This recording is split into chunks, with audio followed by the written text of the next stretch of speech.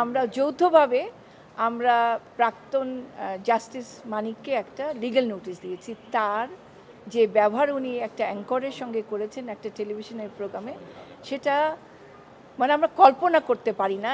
একজন অ্যাপেলেট ডিভিশনের বিচারকের যদি এই ধরনের আচরণ হয়, এটা কি আমরা ক্ষমা করতে পারি? আমরা মনে হয় ক্ষমা করতে পারি না। সবার জন্যই ভালো চপস্টিক ইনস্ট্যান্ট নুডলস, দারুণ স্বাদে সবার জন্য। এবং আমার মনে হয় আমি চাচ্ছি একটা দিক নির্দেশনা অ্যাপেলেট ডিভিশন থেকে, সরকারের কাছ থেকে, যে প্রাক্তন বিচারপতিরা কতটুকু পর্যন্ত তারা যেতে পারেন, তাদের কোড অফ কন্ডাক্ট থাকা উচিত এবং তারা কতটুকু করবেন, আর এই ধরনের অপরাধের জন্য তাদের কিভাবে শাস্তি দেওয়া যায়। মানিক সাহেব শুধু ওই অ্যাঙ্করকে মানে ইনসাল্ট করেনি, পুরো ছাত্র সমাজকে উনি মানে যেভাবে ডাইরেক্টলি সবাইকে রাজাকার বলেছেন। What right he has got? আপনারা নিজেরাই জানেন যে বিচার কার্য চলাকালীন অবস্থায় উনি কিভাবে এক একটা রায় দিয়েছেন।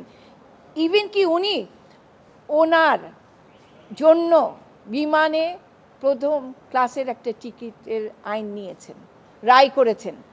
এইটা দেখার পরেও আমি খুব কষ্টের সঙ্গে বলছি, আমার মতন একটা নগণ্য আইনজীবী হয়তো বলতে পারেননি, কিন্তু মিডিয়ারা ছিলেন, আপনারা টু শব্দ করেন নেই। একজন বিচারপতি তার টিকিটের জন্য বিমানকে ডাইরেকশন দিয়েছে যে ফার্স্ট ক্লাসে তাকে টিকিট দিতে হবে এবং প্রত্যেকটা বিচারককে দিতে হবে। এই জাজমেন্টটা আমাদের বিচার বিভাগীয় কোনো তদন্ত হয়নি, কিছু করে নাই। তো আমার মনে হয়েছে যে এই অ্যাঙ্কারকে যে রাজাকার বলা হয়েছে, এটা দিয়ে আমরা শুরু করব। এই ধরনের বিচারক যারা অপব্যবহার করে, সিস্টেমকে অপব্যবহার করে, তাদের আমাদের বিচারে নিয়ে আসা উচিত। মনে হয় না তাহলে উনি অসুস্থ মানুষ কেন ঘুরে বেড়াবে? কেন আমাদের টেলিভিশনের যারা চালান টকশোগুলো তারাও জানেন যে উনি কি এমন অসুস্থ মানসিকতার ব্যক্তি, তাকে বারবার কেন নিয়ে আসতে হবে? এটা ওনাদেরও দোষ, কারণ আমরা চাই এইরকম একটা নির্দেশনা বলি যে ওনাদের উপরে থাকবে যে they need to have a guideline, যে তাদের টকশোতে কারা আসবেন, কারা কথা বলতে পারবেন, এবং টকশোগুলো need to have a neutral views. কিন্তু আমরা এতদিন দেখে এসছি আপনাদের ওই যে পুলিশ আমাদের হাইকোর্টের সামনে মুখ চেপে ধরেছে, মনে হয় আপনাদেরও এরকম মুখ চেপে ধরেছিল। সেই জন্য আমরা অকথ্য অনেক স্টেটমেন্ট শুনেছি যেটা নিউট্রাল কোনো বক্তব্য ছিল না, বরং একটা আমি কি বলবো ন্যাক্কারজনকভাবে কিছু ব্যক্তিকে আপনারা তেল দিয়েছেন, আর কিছু না। আমরা আপনাদের কাছে চাই যে আপনারা যা কিছু হোক না কেন, ফেস ইট।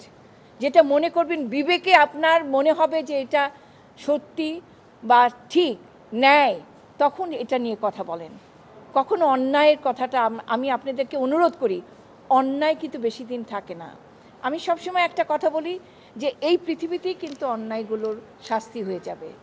এই কারণে আমি আশা করব আমাদের এই নতুন বাংলাদেশে বা নতুন সময়ে সবচেয়ে বড় হলো media. It need to be very vocal, it need to ensure justice. আমরা আজকে রেফাত সাহেবের কাছে জাস্টিস চাচ্ছি, কিন্তু তার সঙ্গে সঙ্গে আপনাদের কাছেও চাই যে আপনারা জাস্টিস এনশিওর করার মতন কর্মকাণ্ড করবেন, সাংবাদিকতা করবেন।